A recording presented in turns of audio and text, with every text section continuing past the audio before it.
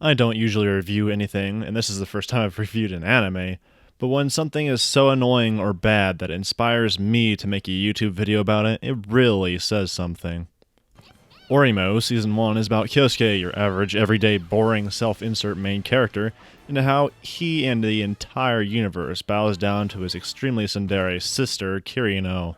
Let's be honest here, with a name like My Little Sister Can't Be This Cute, this is going to have some incestual vibes in it. Don't even try to fool yourself with that. I'll just ignore all that weirdness since it got 4.5 stars on Crunchyroll, because that must mean it's good. The story starts out with Kyosuke bumping into his little sister, Kirino, who drops a DVD case labeled for some magical girl show. Kyosuke finds it and a little sister eroge game inside, leaving him wondering who it belongs to, which surprisingly enough is Kirino's.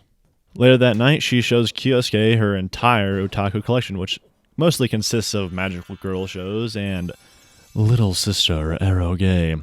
I think she's trying to tell him something, just a little bit.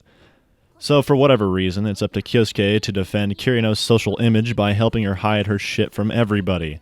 This basically boils down to Kyosuke taking most of the beatings related to the otaku shit, including being full-on punched in the face by his dad and almost being disowned for being a perverted punk.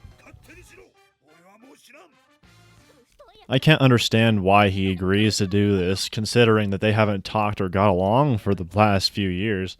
I also have no idea why he would continue after the abuse he will be enduring during the show. So besides all that basic plot stuff, this is also a harem show. Of course it is. Although in Season 1 it's not that noticeable. Since Kyosuke is so bland and boring, we have to make lots of girls to eventually fawn over him. These include the somewhat yandere Ayas, childhood friend Manami, and the lesser tsundere Kuroneko. Of course, as is with most harem shows, nothing happens, at least in Season 1. So everything is fine and dandy, just a generic harem comedy show with a slightly incestuous vibe. All this basically leads up to nothing, at least in Season 1. This show does have a message in it, which I will call Otaku Wank. I'm not going to say much about it besides the fact that the Otaku Wank is in a show that has incest, which isn't just morally wrong depending on your society, but is biologically unsound. If you really wanted to make the point that like people who watch anime aren't weird, I'd prefer you keep it away from stuff that's like actually not good, like incest. So besides all that, this is the kind of show that should be something I could just watch once, get some slight amusement out of, maybe laugh once, toss away and watch some other shitty show. But no, this show has a major problem. One so big that it single-handedly ruins the show.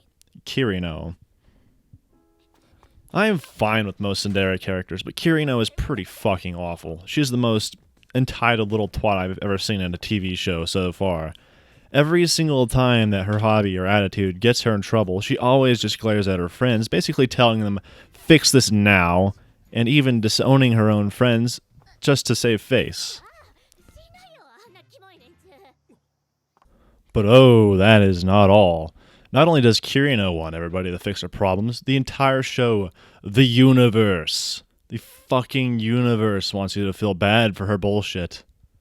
One example of this is in episode 8, where Kirino gets offered an anime about a novel that she wrote. The production company held a conference about said anime, and she lists about 10 billion things that she wants to have in her show, which are all absurd. Listen to the music that plays when she is told that she is being unrealistic.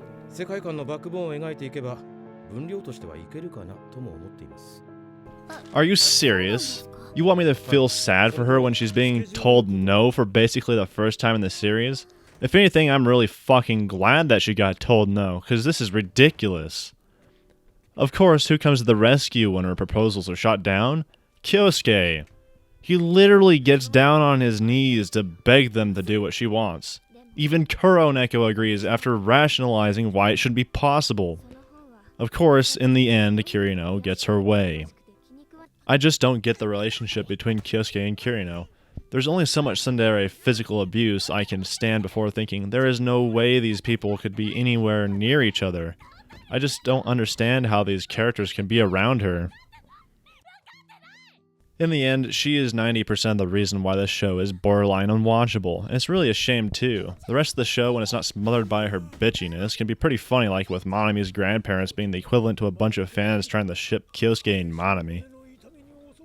So, besides all that ranting about how dumb the characters' relationships are with Kirino, time for the technical stuff. Very technical. Animation. Average. Sound and music. Average sound. Boring goober music. So, would I recommend this show to you? The one person who is still watching this? If you hate yourself like I do, then yeah, watch it. Or if you like shit like fucking Himoto or some garbage like that. And if you value your sanity, go watch something else better like Nizukoi. When I'm done watching season 2, I'll do a video on that too, because that's where the shit really fucking hits the fan.